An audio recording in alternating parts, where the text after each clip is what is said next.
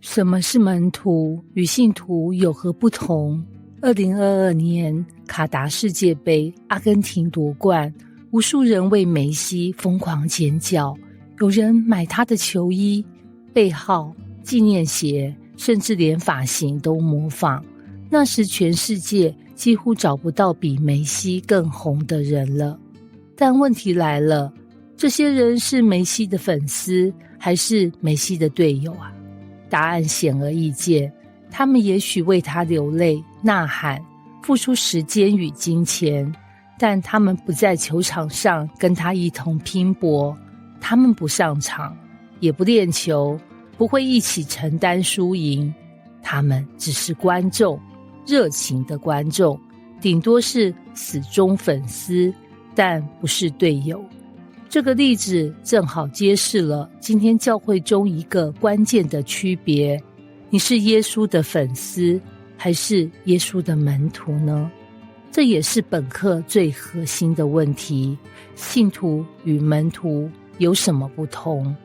信夠了嗎？現代社會裡，信仰變得越來越個人化，許多人會說：我信耶穌就好了，幹嘛那麼累？門徒聽起來壓力好大，我只想輕鬆一點信就好。我們或許會把信仰想象成 Netflix 訂閱，我付出一點時間，每週去教會禱告一下，就能換取心靈平安與祝福。有些人甚至會這樣說：神是愛，他不會強迫我做什麼，信他不是應該自由喜樂嗎？聽起來很合理吧？但若我們翻開福音書，就會發現耶穌從來沒有邀請人輕鬆相信他，而是跟隨他。當他對彼得、雅各、約翰說來跟從我時，他們放下漁網，直接辭掉工作跟他走。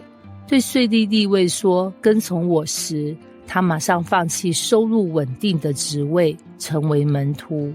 耶穌邀請的不是坐在觀眾席上的信徒，而是走入場上的門徒。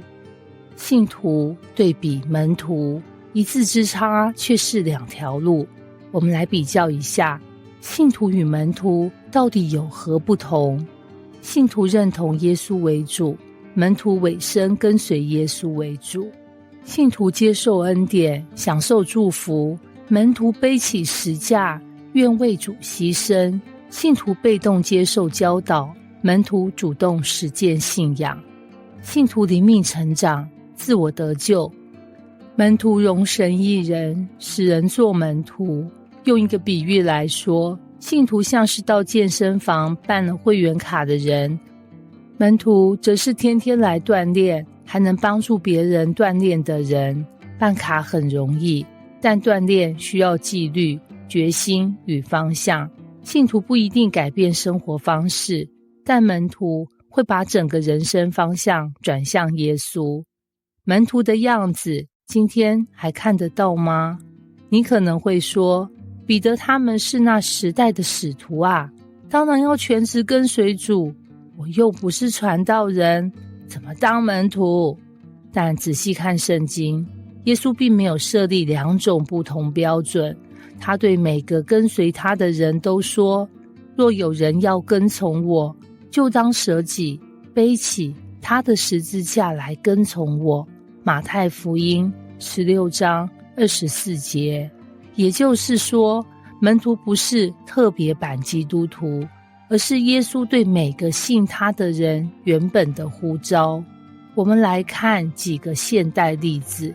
仁杰是一位年輕的科技業工程師，他信主後發現，原來職場也可以是宣教工廠。他不只是做一份工作，更關心同事的需要，常常默默禱告，為人祝福。後來還帶一位剛離婚的同事信主。仁杰不是傳道人，卻是門徒，因他活出耶穌的樣式。阿芬姐是一位家庭主婦，她在教會服侍雖不顯眼，但每週都打電話關懷年長會友，自己默默讀經，為人代禱。她的孩子們也因他的生命見證而信主。他不常上台，但他的生命已經是一位門徒的見證。門徒不是有多忙，多會講，而是願意天天說，主啊，我願意跟你走。門徒不容易，但值得。也許你會開始擔心，那這樣是不是太難？我有時連靈修都不穩定，還談什麼門徒啊？這正是耶穌最動人的地方。他呼召的門徒從來都不是完美人選。彼得衝動，約翰急躁，多馬懷疑，甚至猶大最後還出賣他。但耶穌仍然用這些人建造他的教會，因為門徒不是100分的人，而是願意學、願意改變的人。耶穌說，來跟從我，我要叫你們得人如得魚一樣。馬太福音4章19節。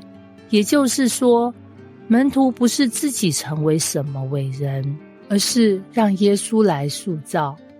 他會讓我們成為更有愛心、更像他的人。你願意從粉絲變隊友嗎？想象一下，有一天梅西真的邀請你加入國家隊，跟他一起上場踢球，你會說太累了，不要嗎？如果耶穌今天對你說，來跟從我，你會怎麼回應啊？我們許多人願意聽講道、唱詩歌、參加小組，卻遲遲不願邁出門徒的腳步，因為它意味着改變、付代價，甚至流淚。但正是這樣的選擇，才能讓你的人生不只是信的快樂，而是活得有使命。這世界上有太多耶穌的粉絲，卻太少真正與他並肩作戰的隊友。今天你願意做那個少數嗎？結語：信徒是起點，門徒是旅程。信耶穌是得救的開始，做門徒是跟隨的延續。門徒不是某種等級更高的基督徒，而是每個信主之人該走的旅程。耶穌沒有要我們只成為知道他的人，而是像他的人。他沒有說去使萬人變成信徒，而是說去使萬民做我的門徒。當你踏上門徒的道路，也許艱辛，但你會發現，這才是你生命真正的呼召與方向。而在這條路上，你並不孤單，因為那位呼召你的主正與你同行。